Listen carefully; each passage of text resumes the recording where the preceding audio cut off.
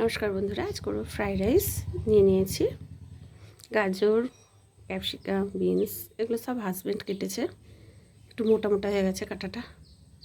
আর নিয়েছি কাজু, কিশমিশ, ভিজিয়ে রেখেছি বাটিতে। আমি ফ্রাইড রাইসের জন্য জল বসিয়ে দিয়েছি, আর এদিকে বসিয়ে দিয়েছি কড়াই, তেল দিয়ে দিয়েছি। হাঁড়িতে দিয়ে দেবো এলাচ, লবঙ্গ, দারচিনি, দিয়ে দেবো শুকনো লঙ্কা আর তেজপাতা। দিলাম শুকনো লঙ্কা ও তেজপাতা। এদিকে তেলটা আমার গরম হয়ে গেছে, আমি গাজরগুলোকে আগে ভেজে নেব।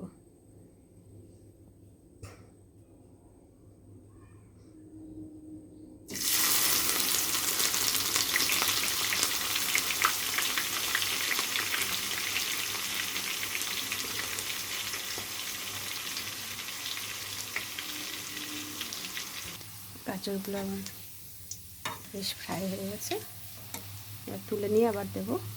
গাজরগুলো ভাজা হয়ে গেছে, একই রকমভাবে আমি বিনসগুলো ভেজে নেব।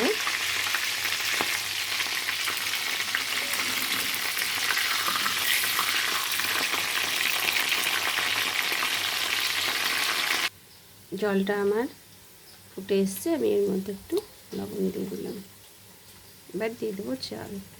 এবার আমি ক্যাপসিকামটা দিয়ে দেবো।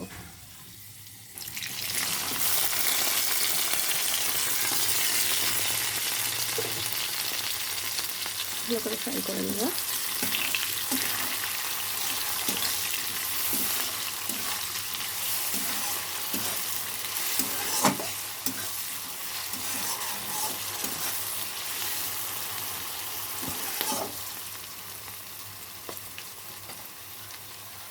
আমি চালটা দিয়ে দিলাম, 50% হয়ে গেলে আমি নামিয়ে নেব। ফ্রাইড রাইসের সঙ্গে মাটন কষা কার না ভালো লাগে বলুন তো, আজকে তাই করেছি। মাটনটাকে করে রেখেছি, এরপর আমি ফ্রাইড রাইস করছি।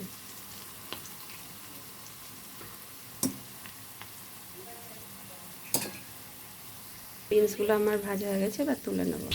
এরপর কাজু কিশমিশটা আমি ভেজে নিচ্ছি।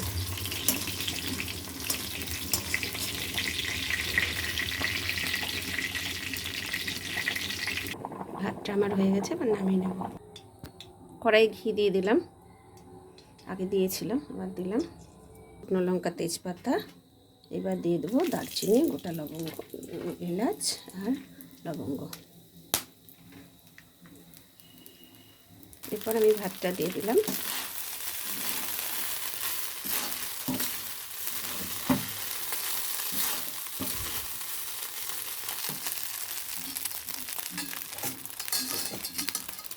আর দিয়ে দিলাম ভেজে রাখা সব জিনিসগুলো। আমি এর মধ্যে চিনি অ্যাড করে দিলাম।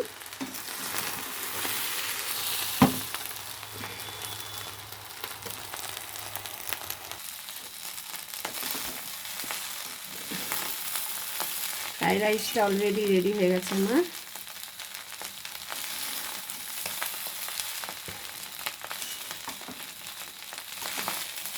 একবার হলেও এরকমভাবে ফ্রাইড রাইস ট্রাই করবেন, খেতে খুব সুস্বাদু হয়।